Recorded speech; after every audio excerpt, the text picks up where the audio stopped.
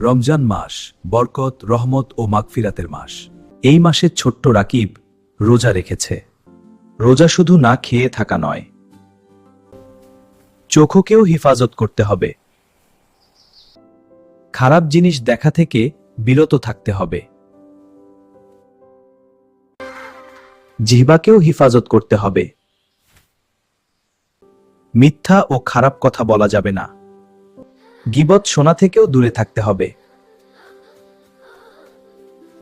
কানকেও হেফাজত করতে হবে। হাতকে হারাম কাজ থেকে বাঁচাতে হবে, বরং ভালো কাজ করতে হবে। খারাপ জায়গায় যাওয়া যাবে না। মসজিদে যাওয়াই উত্তম কাজ। ইফতারে অতিরিক্ত খাওয়া উচিত নয়। সবসময় আল্লাহর কাছে দোয়া করতে হবে।